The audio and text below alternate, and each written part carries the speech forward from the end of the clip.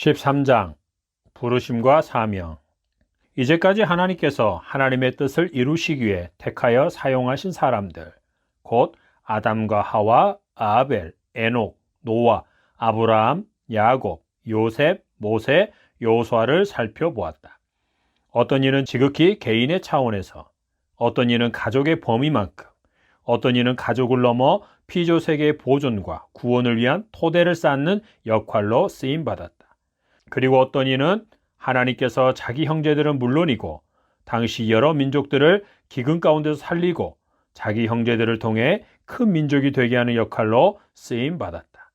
또 어떤 이는 때가 되어 자기 민족 곧 하나님의 백성을 출애굽을 시켜 요단강 앞까지 인도하는 역할로, 어떤 이는 그들을 데리고 약속의 땅에 들어가서 그 땅을 정복하고 하나님의 백성들에게 분배하는 역할로 쓰임받았다.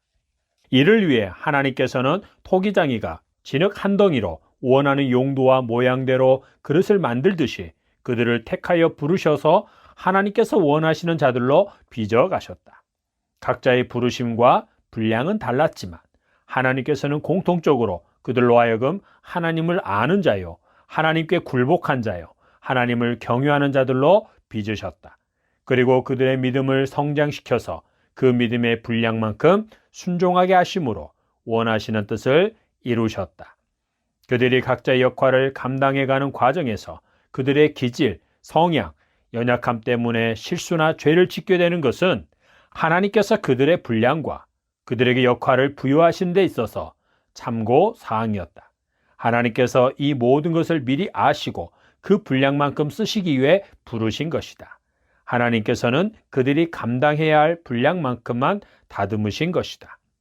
그러므로 이런 질문은 무의미하다. 아담과 하와가 선악을 알게 하는 나무의 열매를 따먹지 않았더라면, 아브라함이 애굽으로 내려가지 않았더라면, 아브라함이 하갈과 동침하지 않았더라면, 야곱이 형 에서의 축복을 가로채지 않았더라면, 요셉이 형들에게 꿈 이야기를 자랑스럽게 말하지 않았더라면, 이런 질문들은 무의미하며 굳이 답을 할 필요가 없다. 이런 질문과 답에 주의를 기울이게 되면 더 큰 하나님의 주권과 섭리하심, 그리고 하나님께서 이루시고자 하신 궁극적인 뜻을 놓치게 된다. 혹 그 뜻을 안다 하더라도 피상적으로 알게 되고 사람 중심적으로 이해하게 된다. 모세가 가데스에서 백성들에게 화를 내면서 반석을 2번 치는 죄를 범하지 않았더라면 가나안 땅에 들어갈 수 있었을까? 당시 사건만 가지고 보면 그렇다. 하나님께서 모세의 그 죄 때문에 그가 가나안 땅에 들어가지 못할 것이라고 말씀하시기 때문이다. 그러나 하나님의 주권과 섭리 가운데서 하나님의 부르심과 그의 사명을 보면 그렇지 않다. 무슨 말인가? 하나님께서는 때가 되어 자기 백성을 출애굽시키고자 하셨고 그 일에 쓰임받을 사람으로 모세를 이미 선택하셨다. 그래서 그를 레위 지파의 가정에 태어나게 하셨고 그를 준비시키셨다. 모세의 역할과 분량은 이스라엘 백성들의 지도자로서 광야 40년을 지나 그들을 요단강 앞까지만 인도하는 것이었다. 광야 40년이 갑자기 늘어난 것이 아니라 백성들의 입장에서는 갑자기 늘어난 것이지만 하나님께서는 이미 알고 계셨다. 그래서 광야에서의 삶에 필요한 모든 것을 이미 다 계획하고 계셨다. 물론 우리가 보기에는 그때그때 즉석으로 해결해 주신 것처럼 보이지만 말이다. 하나님께서는 출애굽과 광야 40년 동안 하나님의 백성들을 인도할 자로 모세를 준비시켜 세우신 것이다. 하나님께서 모세가 가데스에서 그의 연약함 때문에 죄를 지을 것을 알고 그를 부르셨다고 하는 것도 맞는 말이다. 그러나 더 정확하게 말하면 그를 요단강 앞에까지만 쓰실 자로 택하여 부르신 것이고 그 사명을 감당할 만큼의 믿음의 분량으로 키우셔서 그 역할을 감당하게 하신 것이다. 딱 그만큼만 훈련하고 연단하셔서 그만큼의 믿음의 분량을 채우신 것이다. 그래서 모세는 딱 그만큼만 쓰임받고 생을 마감한 것이다. 모세가 하나님의 부르심에 감사해서 열심을 내어 사명을 감당하다가 실수를 해서 가나안 땅에 못 들어간 것이 아니라는 것이다. 하나님께서 누군가를 택하여 부르시는 것은 첫째로 하나님께서 이루실 뜻, 작정하신 뜻이 있기 때문이다. 그 뜻의 성취를 위해 쓰실 자를 부르신 것이다. 하나님 보시기에 너무 마음에 드는 자가 있어서 속된 말로 그를 썩히기에는 너무 아까워서 그에게 맞는 일과 역할을 만들어서 쓰시는 경우는 절대로 없다. 하나님의 작정하신 뜻이 먼저다. 그 뜻은 사람에 의해 좌지우지되지 않는다. 사람 때문에 뜻이 세워지는 것도 아니고 사람 때문에 그 뜻의 성취 여부가 결정되는 것도 아니다. 둘째로 하나님께서 택하여 부르시는 기준은 사람들에게 있지 않다. 하나님께서는 주권적으로 임의대로 사람을 택하신다. 사람들의 준비 상태, 자격, 재능, 됨됨이 등을 보시고 택하셔서 그에 맞는 일을 맡기시는 것이 아니다. 하나님께서는 그분의 뜻을 이루시기 위해 주권적으로 원하시는 자들을 택하여 부르신다. 이 부르심은 결과적으로 창세전의 택하심을 전제로 한다. 에베소 1장 4절의 말씀은 오늘 우리가 예수 그리스도 안에서 하나님의 자녀가 된 것을 보니 이는 분명히 하나님 아버지께서 창세전에 우리를 택하셨기 때문이라는 의미다. 사도 바울은 성도들에게만 이렇게 말하고 있다. 이것은 하나님께서 작정하신 일을 이루시고자 사람들 중에서 지상에 살아가고 있는 사람들 중에서 누군가를 임의적으로 택하셨다기보다 누구를 통해 그 일을 이루실지를 이미 오래전에 정하셨다는 것이다. 예를 들어 출애굽 사건을 계획하시고 히브리 사람들 중에 그 일을 감당할 자를 찾다가 모세를 찾은 것이 아니라는 말이다. 하나님께서는 모세를 통해 출애굽을 하시기로 이미 오래전에 정하신 것이다. 그가 태중에 있지도 않을 때 말이다. 출애굽 사건이 처음 계획될 때 그 일의 담당자가 그때 정해진 것이다. 그리고 성취의 때가 되어 모세가 태어났고 자기도 모르는 사이에 준비되어졌고 때가 되어 부르심을 받은 것이다. 하나님께서는 누군가를 부르실 때 반드시 그들에게 자기를 알리시는 것을 통해 부르신다. 그리고 그들에게 약속의 말씀과 더불어 그들이 감당해야 할 사명을 주신다. 그 본격적으로 그들의 사명에 걸맞게 영적으로, 육적으로 훈련을 시키신다. 영적으로는 사명에 맞게 믿음의 분량을 키우시는 것이고 육적으로는 사명을 완수하기 위해 그에 맞는 직분, 직위와 재능과 은사를 주신다. 하나님께서는 부르심과 사명에 맞게 믿음의 분량과 재능을 주셔서 그 분량만큼 쓰시는 것이다. 그러므로 엄밀히 말해서 하나님의 택하심과 부르심을 받기 전에 준비된 자는 아무도 없다. 하나님께서 꼭 써주셔야만 하는 자도 없다. 하나님께서 어떤 일을 행하시기로 작정하실 때 이미 그 일에 쓰임받을 자가 정해진 것이기 때문이다. 그래서 그가 이 땅에 보내심을 받은 것이고 태어난 것이고 삶의 어느 순간에 하나님의 부르심을 받아 그의 분량만큼 쓰임받은 것이다. 하나님은 전능하시고 완벽하신 토기장이시다. 토기장이신 하나님의 손은 진흙 한 덩어리를 가지고 한 치의 흐트러짐도 없이 원하시는 만큼의 크기와 용도대로 완벽하게 그릇을 빚으신다. 그러므로 그 그릇들은 각각의 용도와 분량만큼 상대적이 아니라 절대적으로 완전하고 귀하고 아름답다. 토기장이 되신 하나님의 손길이 실제적으로 시작되는 곳은 모태에서부터다. 하나님께서 작정하신 뜻이 세워지고 그 일에 쓰임받을 자들에 대한 택하심은 창세 전이지만 실제적으로는 모태에서부터 시작된다는 말이다. 내가 너를 모태에 짓기 전에 너를 알았고 내가 배에서 나오기 전에 너를 성별하였고 너를 여러 나라의 선지자로 세웠노라 하시기로. 예레미야 1장 5절. 하나님께서는 택하신 자가 그가 감당해야 할 일에 합당한 자로 준비되게 하기 위해 그의 유전적인 요소, 즉 기질, 체질, 성향들을 고려하여 그가 어떤 부모에게서 어떤 가정 환경과 어떤 시대에 태어나게 할 것인가를 고려하시고 결정하신다. 그리고 최소 1억 개 이상, 평균 1억 7천만 개 이상의 정자 중에 어떤 정자가 난자를 만나 수정하여 태아가 될 것인지를 결정하신다. 만약 다른 정자가 수정되었다면 오늘의 나는 없다. 또한 그가 태어나 자라는 환경, 교육, 경제, 정치적 환경 등과 인간관계들을 통해 준비시키신다. 이는 부르심 이전이나 이후 모두에 해당된다. 이런 과정 속에서 정하신 때에 그에게 자기를 나타내심으로, 알게 하심으로 그를 부르신다. 하나님께서는 시간과 공간을 초월하신다. 무소부재하신 하나님은 어디에나 계시며 영원의 세계에서 인간의 과거, 현재, 미래를 항상 현재 시점으로 동시에 보신다. 이는 한 개인에게만 국한된 것이 아니라 인류 역사의 과거, 현재, 미래를 현재로 보신다는 것이다.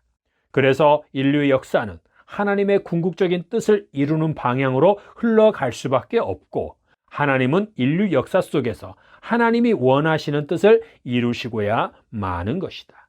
이를 방해할 세력은 아무것도 없다. 바둑으로 말하면 한 수, 두 수 앞을 보는 자가 아니라 그 판의 마지막 수까지 보면서 바둑을 두는 것과 같다. 그를 이길 자는 없다. 이 과정에서 하나님께서는 궁극적인 자기의 뜻을 이루시기 위해 원하시는 자들을 택하셔서 적절한 시대에 세우시고 역할을 맡기시는 것이다. 구약의 선진들이 이와 같이 세움을 받았고, 오늘날 우리가 하나님의 기뻐하시는 뜻을 따라 하나님의 자녀가 되어 오늘 우리의 삶의 자리에 있는 것이다. 그러므로 하나님께서 우리의 과거, 현재, 미래를 동시에 항상 현재로 보신다는 것은 우리로 하여금 우리의 현재의 삶과 미래의 삶에 대해 큰 소망과 믿음을 갖게 하고 자유와 평강을 누리게 한다. 이를 잘못 해석하여 적용하면 안 된다. 구약의 인물들에 대해 과거, 현재, 미래를 아시는 하나님께서 그들이 앞으로 어떻게 행할 것인지를 아시기 때문에 그들을 선택했다고 하면 안 되는 것이다. 이것은 택함받을 만한 근거가 있어서 하나님의 마음에 드는 무언가를 했기 때문에 택하신 것이라고 말하는 것과 같다. 그러나 이것은 절대 아니다. 하나님께 택함을 받았기 때문에, 하나님께 은혜를 입었기에 그가 하나님이 기뻐하시는 일을 행하게 된 것이다. 그러므로 하나님께서 우리의 과거, 현재, 미래를 아신다는 것은 우리를 인류 역사 속에서 어느 시대, 어느 지역에 두어야 하는지, 우리를 어떤 사람으로 빚어서 어떤 역할을 맡겨야 하는지, 그리고 우리를 어떻게 이끄시고 순종하게 하실지, 이로 인해 어떠한 결과들이 일어나게 될지를 현재 시점으로 아신다는 것이다. 하나님께서 우리를 이 세상에 태어나게 하신 가장 중요한 목적은 무엇인가? 우리를 하나님의 자녀로 삼아 영원한 하나님 나라에서 영광스러운 자로 하나님과 함께 영원히 살게 하시기 위함이다. 이 세상에 태어나지 않은 자가 하나님의 자녀가 되는 일은 없다. 천사들을 제외하고는 이 세상에 태어나지 않은 자가 천국에 가는 일은 이전에도 없었고 앞으로도 없다. 창세전에 우리를 예정하신 하나님께서 우리를 오늘날 이곳에 태어나 살게 하셨다. 그리고 은혜를 베푸사 예수님을 구주로 믿게 하셔서 자녀로 삼으셨다. 하나님께서는 우리를 자녀로 삼으시기 위해, 그리고 하나님께서 우리의 아빠, 아버지가 되시기 위해 우리를 이 세상에 태어나게 하신 것이다. 태어나지 않고 하나님의 자녀가 되는 경우는 없기 때문이다. 이것은 하나님께서 이스라엘 백성들을 하나님의 백성으로 삼으시고 하나님께서 그들의 하나님이 되시기 위해 그들을 출애굽시키신 것보다 훨씬 더 비교할 수 없을 만큼 놀랍고 영광스러운 일이다. 그러므로 하나님이 우리의 아빠, 아버지이고 우리가 하나님의 자녀가 되어 현재를 살아간다면 우리의 삶은 그 자체로서 귀하고 소중하다. 우리가 사회적으로, 경제적으로 어떤 계층에 있든지, 부유하거나 빈궁한 계층에 있든지, 존귀한 자리 혹은 권력과 명예가 있는 자리나 비천한 자리에 있든지, 우리가 하나님 아버지의 자녀로 살아간다면 우리의 삶은 그 자체로서 소중하고 존귀한 것이다. 사람은 모두 질그릇에 불과하다. 질그릇 자체는 보배롭지도 존귀하지도 않다. 이는 인간의 존엄성을 무시하는 것이 아니다. 그러나 하나님께서 보시기에 보배이신 예수 그리스도께서 질그릇 안에 계시면 그 질그릇은 예수님만큼 보배롭고 존귀한 존재가 된다. 그래서 엄밀히 말해 세상에 존귀한 자는 성도뿐이다. 시편 16편 3절 말씀 참조. 우리는 우리의 외모, 우리의 외적인 조건들과 상관없이 하나님의 은혜로 보배이신 예수님을 담은 질그릇이기에 그 자체로서 존귀한 자다. 믿는 자들의 자존감이 바로 여기에 있다. 이것에서 벗어나 자존감을 키우고자 하는 것은 자아의 자존심만을 키우는 결과를 가져온다. 자아를 키워주는 결과만을 가져온다는 것이다. 또한 우리는 하나님 아버지의 택하심과 부르심을 받은 자로서 아버지의 돌보심과 인도하심을 받으며 아버지의 뜻을 이루어가는 삶을 사는 것이기에 우리의 삶은 그 자체로서 귀하고 소중하다. 이제 우리는 하나님의 뜻을 알기 위해 애쓰며 그 뜻을 이루기 위해 분발하며 살아야 하는 것이 아니다. 지금 우리는 하나님 아버지의 주권과 섭리 가운데서 우리를 통해 그분의 뜻을 이루어가는 삶을 살아가고 있는 것이다. 그리고 하나님 아버지께서는 우리에게 주신 분량만큼 사명을 감당하게 하심으로 반드시 그 뜻을 이루신다. 성령으로 말미암아 예수 그리스도 안에서 우리와 함께 계심으로 그렇게 하신다. 하나님의 자녀가 된 이후 우리는 하나님을 위해 우리가 가지고 있는 모든 능력을 총동원하여 하나님을 위해 할 수만 있으면 고상하다고 여겨지는 일들에 열심을 내어 살아야 하는 것이 아니다. 다만 우리는 하나님께서 우리에게 주신 부르심과 사명을 따라 직임과 역할을 따라 우리의 분량만큼 살아야 한다. 하나님께서 우리에게 주신 사명과 분량은 성과 속으로 나누어지지 않는다. 우리가 감당해야 될 사명은 세상 모든 사람들이 하나님의 일반적인 은혜 안에서 공통적으로 가지는 역할과 분량만큼 감당하되 이것을 특별한 은혜를 받은 자로서 거룩하게 감당하는 것이다. 목회자나 선교사 등 특별한 소명을 받은 자들도 바로 이것 위에서 감당하는 것이다. 불신자들은 자기들의 역할을 세상적인 방법, 인간 중심적인 가치관을 따라 행하지만 우리는 그것을 하나님 중심으로 하나님의 영광을 위해 하나님의 말씀대로 순종하는 것을 통해 감당하는 것이다. 교회 안에서의 직분과 교회 밖에서의 직분은 서로 성과 속으로 나누어지지 않는다. 이 둘을 나누는 순간 우리는 이미 사명을 감당함에 있어서 실패한 것이다. 율법과 선지자들, 그리고 예수님과 사도들 중 그 누구도 이 둘을 따로 구분하지 않았다. 사도들은 한 단계 더 나아가 교회 밖의 직분, 곧 가정과 사회 속에서 맡은 역할에 충실한 자, 그것에 대해 다른 사람들에게 증거를 얻은 자에게 교회의 직분을 맡기라고 권면한다.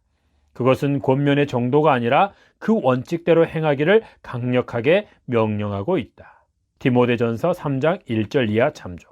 왜냐하면 그 원칙이 지켜질 때 비로소 교회 공동체의 기초가 든든하게 세워지기 때문이다.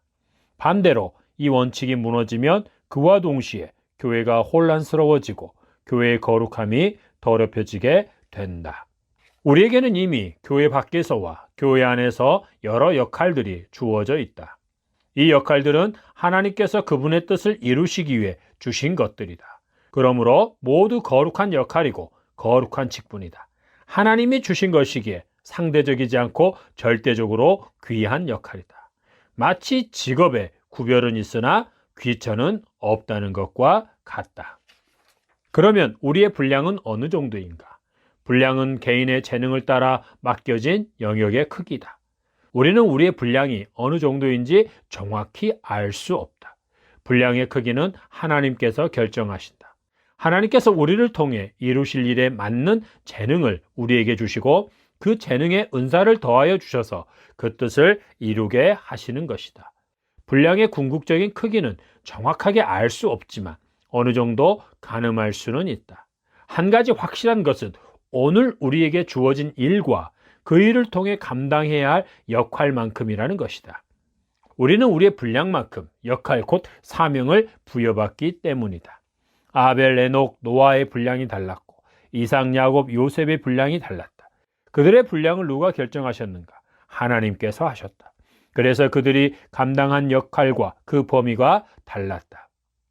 하나님께서는 우리에게 주신 재능만큼의 분량을 맡기신다. 바꿔 말하면 쓰실 만큼의 재능을 주신 것이다. 달란트 비유에서도 주인은 종들의 재능대로 금 5달란트, 2달란트, 1달란트를 맡긴다. 주인의 판단은 정확했다. 그들은 자기들이 맡은 분량만큼만 충성하면 됐다. 2달란트 맡은 자가 5달란트 받은 자와 같아지기 위해서 분발해야 하는 것이 아니다. 우리의 분량의 궁극적인 크기는 정확히 알 수 없지만 분명한 것은 오늘 우리로 하여금 있게 하신 자리와 환경 속에서 주어진 역할들과 우리의 재능에 따라 맡겨진 일만큼이다. 그리고 나와 관계된 사람들, 지금 나의 영향력이 미치는 범위 안에 있는 관계만큼, 다시 말해서 내가 책임져야 하는 사람들만큼이 현재 우리의 분량이다. 가장 기본적인 것으로 어떤 사람을 부부로 한 몸이 되게 하셨고 더 나아가 태열매요 상급인 자녀들을 낳아 양육하게 하셨다면 그것은 저주가 아니라 하나님께서 우리에게 주신 사명이요 우리의 분량만큼 맡기신 것이다. 하나님께서 우리로 가정을 꾸리게 하셨다면 가정을 세우는 사명을 건너뛰고 감당해야 하는 사명은 없다. 만약 다른 사명이 주어졌다면 가정에서의 역할을 잘 감당함으로 가정을 세우는 것 위에서 또 다른 사명을 감당해야 한다. 사도들은 가정에서의 사명을 감당하지 못한 자에게 당시 교회 공동체의 목사와 교사와 전도자 등의 중요한 역할을 맡기지 않았다. 그러므로 우리는 오늘 우리에게 주어진 성과 속의 구분이 없는 삶의 역할들을 충실하게 감당해야 한다. 이것이 충성이다. 우리가 그만큼 충성했다고 더 큰 것을 맡기실지는 아무도 모른다. 어떤 이에게는 더 큰 분량의 것을 맡기실 수도 있지만 다른 이에게는 평생 그만큼일 수도 있다. 우리는 그냥 오늘 우리에게 주어진 역할에 충성할 뿐이다. 지금 나에게 주어진 일, 그리고 나와 관계된 사람들을 죽게 하듯 섬기면서 말이다. 이를 통해 하나님의 뜻이 땅에서도 이루어지는 것이다. 하나님께서 우리를 위해 예비하신 것, 예를 들어 재능, 믿음, 은사, 환경, 만나게 될 사람 등은 각자의 부르심과 우리가 감당해야 할 분량만큼의 것이다. 우리는 예비하신 것들의 정도와 분량에 있어서 각각 다르게 받는다. 그것들은 하나님께서 우리의 아버지로서 때를 따라 공급하시되 알아서 주시기도 하고 때로는 우리에게 그것을 구하게 하심으로 주시기도 하신다. 그 이상을 추구하며 구하는 것은 욕심이고 혹 얻더라도 결코 우리에게 유익이 없다. 자기의 욕심으로 구하는 것, 그래서 하나님께서 주시거나 세상의 방법으로 추구하여 얻게 되는 경우는 하나님께서 그에게 허용하신 것이다. 그는 그것에 대해 많은 것을 이루었다고 생각하겠지만 결산의 날에 그는 하나님께서 정하신 그의 본래 분량만큼만 이룬 것이고 나머지는 헛된 수고였음을 알게 될 것이다. 그리고 그는 본래의 부르심과 분량을 기준으로 심판을 받게 될 것이다. 사도 바울이 말한 믿음의 분량은 주님의 몸인 교회 안에서의 역할을 결정한다. 은사에 따른 역할과 직임을 결정한다는 것이다. 믿음의 분량은 우리가 원하는 만큼 받는 것이 아니라 오직 하나님께서 각 사람에게 나누어 주신 것이다. 그리고 우리는 믿음의 분량대로 은사를 받아 주님의 몸인 교회에서 지체로서 각각의 기능을 감당하는 것이다. 사도 바울은 고린도전서에서도 각각의 은사들에 대해 각 사람에게 성령을 나타내심이라고 말하면서 이 모든 일을 한 성령이 그의 뜻대로 각 사람에게 나누어 주시는 것이라고 말한다. 고린도전서 12장 8절부터 11절 참조. 믿음이 강한 자가 있고 반대로 믿음이 약한 자도 있다. 우리는 말씀과 기도를 통해 믿음이 자라가기를 힘써야 하지만 결과적으로 믿음이 자라 성숙한 믿음, 강한 믿음을 가지게 되는 것은 하나님의 은혜로 되는 것이다. 모두에게 통하고 동일한 결과를 가져다주는 수단이나 영적인 공식이 있는 것이 아니다. 우리가 그 수단을 사용하는 것이 아니라 하나님께서 그 수단들을 통해 우리를 성장시키는 것이다. 초대교회는 이처럼 믿음의 분량과 은사를 따라 교회에서 역할과 직임을 맡았다. 그들은 교회 안에서와 교회 밖에서의 역할과 직임을 별개로 생각하지 않았다. 둘 중에서 하나만 잘하면 되는 것이 아니었다. 둘 다 잘해야 했지만 교회 밖에서의 역할과 직임, 특별히 가정에서의 역할을 잘 감당한 자만이 교회 안에서 은사를 따라 직임을 맡을 수 있었다. 은사가 우선적인 자격이 아니라는 말이다. 이는 불신자들로 하여금 교회를 비방할 거리를 주지 않기 위한 것이기도 했다. 교회 안에서도 그냥 성도가 아니라 직임을 맡아 봉사하려면 이와 같은 기준에 부합해야 했다.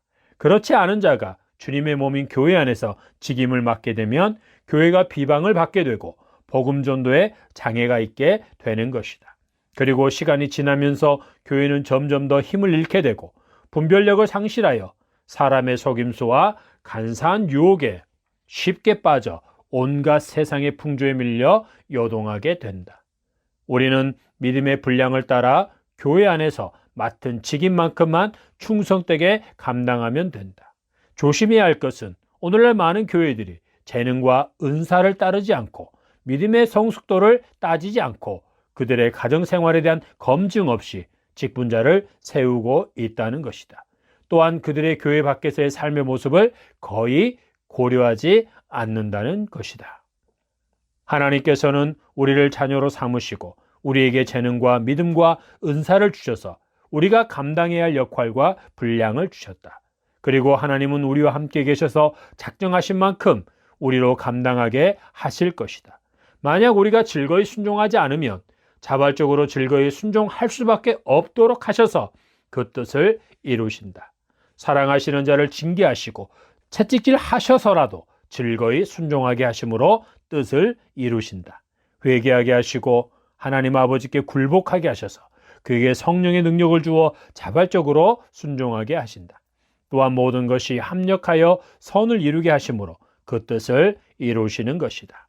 우리는 지금 하나님 아버지께서 예수 그리스도 안에서 택하시고 사랑하시는 자녀들에게 성령을 부어주시고 그 안에서 임마누엘 하심으로 역사하시는 때를 살고 있다. 우리를 성전으로 삼으시고 우리 안에서 아버지의 뜻을 이루어 가시는 삶을 살고 있는 것이다. 이것은 참으로 무한한 은혜요 영광이다. 하나님을 찬양합니다. 아멘. 하나님께서 우리를 자녀 삼으시고 우리 아버지가 되어주신 궁극적인 목적은 무엇인가? 영원한 하나님 나라에서 부르심에 따른 상을 얻고 아버지와 영원히 영광을 누리며 살게 하시기 위함이다. 상에 대해서는 크게 두 가지 주장이 있다. 한 가지는 천국에서 받는 상은 모두 똑같다는 것이고 또 한 가지는 상에는 분명한 차별이 차등이 있다는 것이다. 이 두 주장에 대한 논쟁은 생략하기로 하자. 예수님께서는 제자들에게 이렇게 말씀하셨다. 인자가 아버지의 영광으로 그 천사들과 함께 오리니 그때에 각 사람이 행한 대로 갚으리라. 마태복음 16장 27절. 사도 바울도 심는 이와 물 주는 이는 한 가지이나 각각 자기가 일한 대로 자기의 상을 받으리라고 하고 자신은 표대를 향하여 그리스도 예수 안에서 하나님이 위에서 부르신 부름의 상을 위하여 달려가노라고 말한다. 예수님께서는 사도 요한에게 계시를 통해 보라 내가 속히 오리니 내가 줄 상이 내게 있어 각 사람에게 그가 행한 대로 갚아주리라고 말씀하신다. 문자적으로 보면 상에 상대적으로 차등이 있다는 의미 같지만 하나님께서 우리를 위해 예비한 상은 각각의 부르심에 따른 상이다. 상에 차등이 있다는 것은 금은 동상처럼 상 자체에 있는 것이 아니라 부르심과 사명이 다르기에 그에 따른 상이 다른 것이다. 각기 다른 부르심과 사명에 따라 각각 정해진 상이다. 우리는 한정된 상을 치열한 경쟁을 통해 상대적으로 얻는 것이 아니다. 하나님의 부르심을 따라 자기의 분량만큼 충성되게 산 자에게 주어지는 절대적인 상이다. 아브라함은 그를 위해 예비된 상을 받을 것이고 야곱도 그를 위해 예비된 상을 받을 것이다. 모세도 그의 상을, 여호수아도 그의 상을 받게 될 것이다. 아브라함이 금상, 이삭은 은상, 야곱은 동상을 받게 되는 것이 아니다. 모세와 여호수아가 출애굽과 광야 40년의 사역에 따른 상을 놓고 경쟁한 것이 아니다. 여호수아와 갈렙이 가나안 정복과 땅의 분배를 위한 사역과 그에 따른 상을 놓고 서로 경쟁한 것이 아니다. 모세는 출애굽과 광야 40년 사역에 따른 절대적인 상을 받는 것이고 여호수아는 가나안 정복과 땅의 분배 사역에 따른 절대적인 상을 받는 것이다. 베드로는 그에 맡겨진 사명에 따른 상을, 사도 바울도 그에 맡겨진 사명에 따른 상을 받게 된다. 베드로와 함께 마가도 그의 역할과 분량만큼의 절대적인 상을, 바울과 함께한 실라, 디모데, 디도도 그들만을 위해 준비된 절대적인 상을 받게 된다. 물론 상급은 각각 다르다. 역할과 분량이 다르기 때문이다. 중요한 것은 각자에게 주어지는 상이 절대적인 상이라는 것이다. 비교 불가한 상이다. 우리 모두는 부르심과 분량에 따른 상만을 받게 되어 있다. 부르심과 역할에 따른 나만을 위해 예비된 상을 받는 것이다. 이를 창세전에 정하신 분이 하나님이시다. 나는 반드시 이 상을 받게 될 것이다. 하나님께서 자기 이름을 걸고 나에게 맡기신 사명을 이루어 가실 것이기 때문이다. 그러므로 우리는 상대적으로 어찌하든지 더 큰 상급을 얻으려고 있는 열심, 없는 열심을 내야 하는 것이 아니다. 하나님의 부르심과 나의 분량을 확인한 것이 가장 중요하다. 하나님께서는 그에 맞는 상을 준비하신 것이고 바로 그 상을 우리에게 주시는 것이다. 모세를 통해 출애굽을 이루시기로 정하셨을 때 모세의 상도 정해진 것이다. 그 상은 오직 모세만 받게 되는 상이다.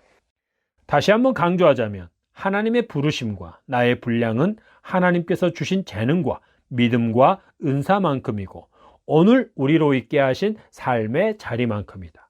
경제적으로 말하자면 야곱은 자기 가족들만 겨우 책임지는 자였고 요셉은 아버지의 가문만이 아니라 애굽과 주변 민족들의 생명까지 보존한 자였다. 야곱과 요셉의 부르심과 그들의 분량이 달랐기에 그들에게 주신 재능과 은사가 달랐던 것이다. 어떤 사업가는 10명의 직원과 그들의 가족을 먹여 살리고 어떤 사업가는 수만에서 수십만 명의 직원들과 그들의 가족을 먹여 살릴 뿐만 아니라 한 나라 경제의 한 축을 감당하기도 한다. 하나님께서는 택하여 부르신 자를 전인적으로 환경과 상황, 만남들을 통해 빚으시고 재능과 은사를 주셔서 원하시는 만큼 쓰신다.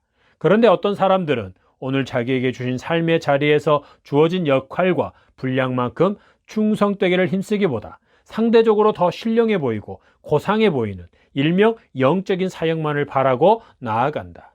이는 매우 어리석게 행동하는 것이다. 만약 그가 바라는 영적인 사역이 하나님의 부르심이고 감당해야 할 사명이라면 하나님께서는 그를 여러 방법, 곧 환경, 만남, 마음의 소원을 주심 등을 통해 반드시 그 사역으로 이끄실 것이다. 그러나 그것이 아니라면 그가 열심히 참여하는 일명 고상하고 영적인 사역을 통해서 하나님이 받으실 열매는 없다. 하나님께서 그를 사랑하시고 은혜를 베푸신다면 그가 본래적인 부르심에 소홀한 것에 대해 징계나 채찍질을 하여 부르심과 역할에 충실하게 하실 것이다.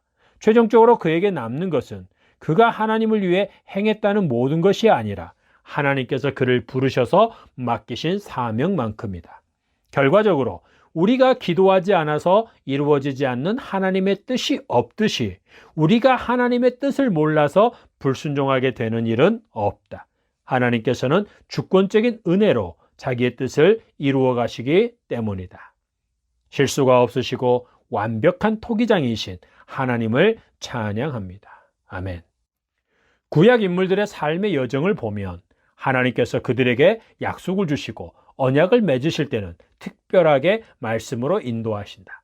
그러나 그들의 삶을 전체적으로 보면 대부분의 경우는 상황과 환경 또 그 안에서의 만남들을 통해 인도해 가시고 빚어 가시는 것을 볼 수 있다. 하나님의 말씀을 듣고 일단 짐을 쌌지만 아버지를 따라 원래 가려고 한 곳으로 간 곳이 하나님께서 원하시는 곳이었다. 아브라함의 경우. 또 하나님께서는 어떠한 힌트도 주지 않고 몰아가시기도 하고 그런 이유와 목적에 대해서도 상황이 풀려가는 것을 보고 스스로 깨닫게 하신다. 요셉의 경우. 하나님께서는 성육신하신 예수님의 삶과 사도들, 초대교회 성도들의 삶도 거의 대부분의 경우 상황과 환경으로 뜻을 나타내시고 인도하셨다. 그들은 다만 주어진 상황과 환경 속에서 예수님을 주님으로 믿는 믿음으로 반응하였고 이미 주어진 말씀대로 순종만 했다. 이것을 통해 하나님의 뜻이 이루어진 것이다. 오늘날 우리에게 가장 시급하게 필요한 것은 무엇인가? 우리의 삶을 하나님의 관점으로, 즉 절대적인 관점으로 보는 것이다.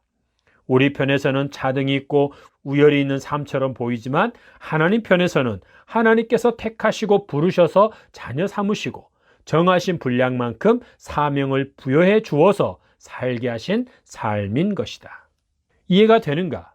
그래서 우리의 삶은 그 자체로 절대적으로 귀하고 복된 삶이고 그 삶의 분량만큼 하나님의 뜻이 이루어지는 것이다. 우리는 하나님의 부르심을 따라 살게 되어 있다. 하나님 아버지께서 하나님의 영이요 그리스도의 영이신 성령님을 통해 그렇게 이끌어 가신다. 그리고 그에 따른 각각의 절대적인 상이 주어지는 것이다. 우리는 하나님 아버지의 주권적인 은혜로 부르심과 분량만큼 순종하며 살다가 각자를 위해 준비된 절대적인 상을 받는 것이다.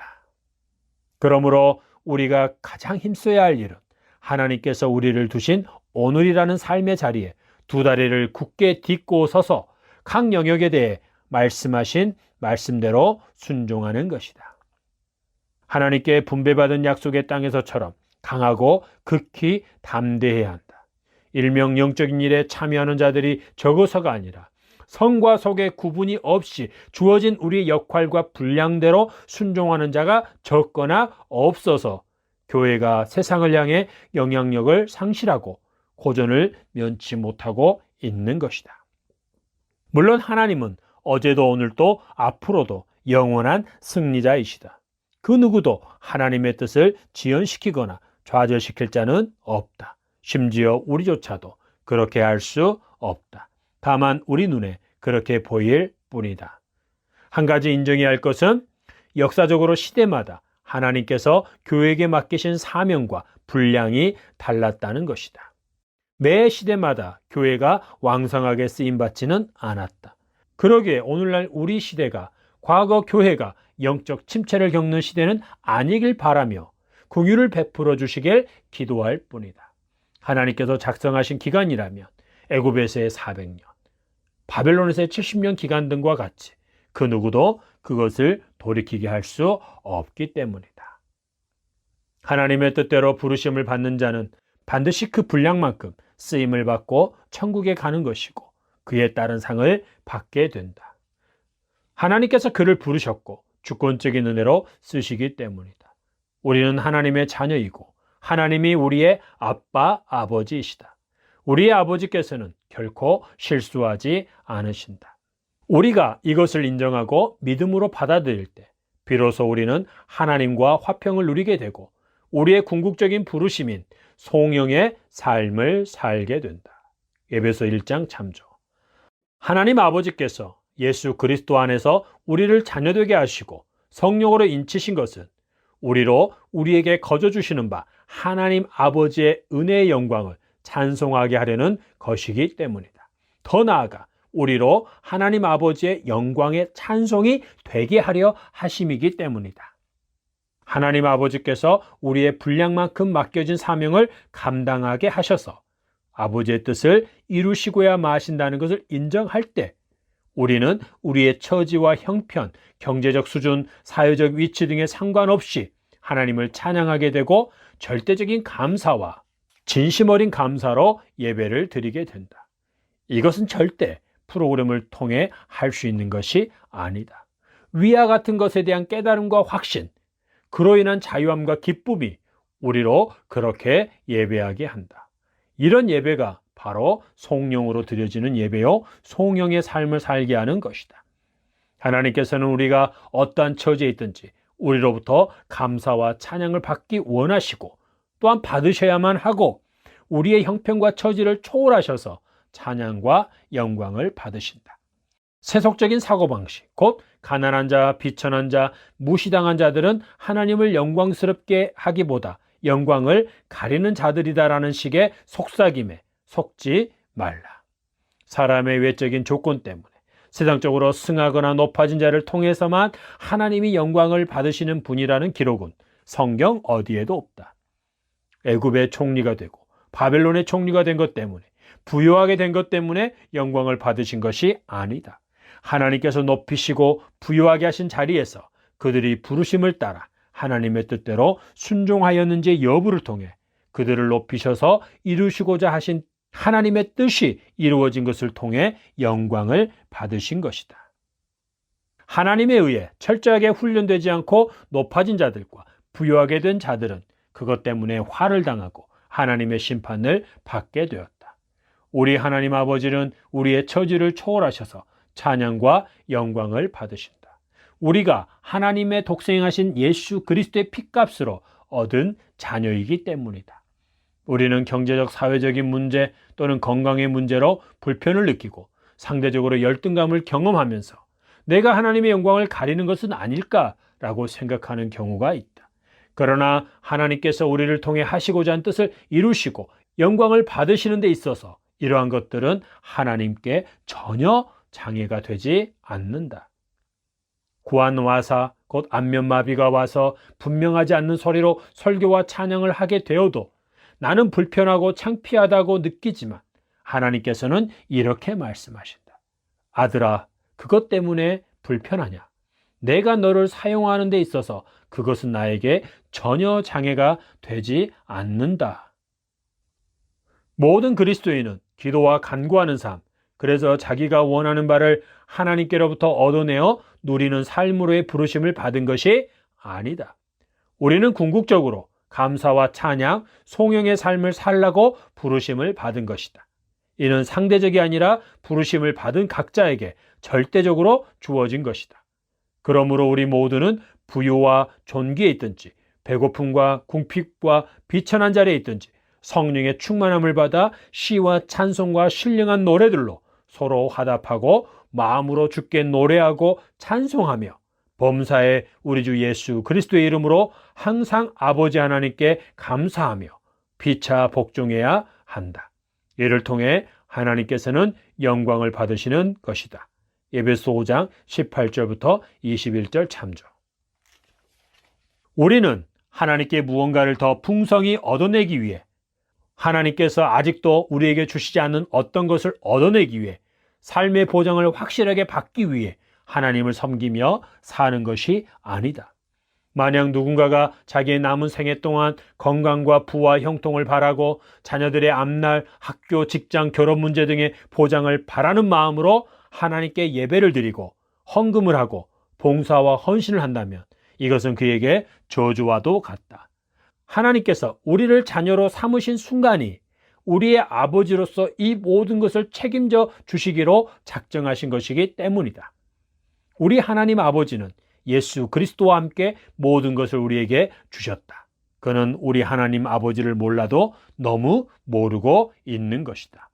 이와 같은 신앙생활을 하는 자가 있다면 그는 아직도 수고하고 무거운 짐을 지고 사는 자다. 그는 율법의 행위로 구원을 얻고자 하는 자만큼이나 어리석은 자다. 우리는 하나님 아버지의 자녀로서 우리 삶의 모든 것을 이미 보장받은 자들이다. 즉 하나님의 부르심과 나의 믿음의 분량에 따라 맡은 사명을 완수할 만큼의 모든 것을 보장받았다.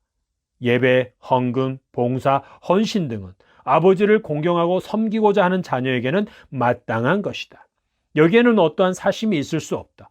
혹 사심이 있다면, 미래의 삶에 대한 보장을 바라는 마음이 조금이라도 있다면 자신의 믿음 없음을 불쌍히 여겨달라고 기도해야 한다. 거룩하시고 전능하신 하나님께서는 자녀인 우리에게 아버지의 역할을 완벽하게 해주신다. 우리는 그 은혜로 사는 것이다. 그 은혜로 사명을 완수하고 하나님 나라에 가는 것이며 그에 따른 상급을 받는 것이다. 우리 하나님 아버지께 찬양과 영광을 돌린다. 할렐루야. 토기장이신 하나님 아버지는 우리를 창세전에 예수 그리스도 안에서 택하셔서 아버지께서 원하시는 그릇을 빚으시고 성령님의 도우심으로 우리에게 맡기신 역할을 정하신 분량만큼 감당하게 하신다. 그리고 영원한 아버지의 나라로 이끄셔서 그에 따른 상을 주시고 영원히 아버지의 영광을 찬송하며 살게 하신다. 우리가 이것을 확신할 때 우리 개개인의 삶과 우리의 모임, 특히 예배는 대부분의 시간이 하나님을 찬송하고 경배하는 것이 될 것이다. 이것이 사도 바울이 그토록 바랐던 교회의 모습이다. 이것은 예수 그리스도의 피와 십자가로 하나님과 화목하게 되고 서로 한 몸이 된 주님의 몸 된 교회의 당연한 모습이다. 성령 안에서 하나님이 거하실 초소가 되기 위하여 그리스도 예수 안에서 함께 지어져 가느니라. 에베소 2장 22절. 보좌에 앉으신 이와 어린 양에게 찬송과 존귀와 영광과 권능을 세세토록 돌릴지어다. 계시록 5장 13절. 아멘. 찬송과 영광과 지혜와 감사와 존귀와 권능과 힘이 우리 하나님께 세세토록 있을지어다. 아멘. 계시록 7장 12절. 아멘.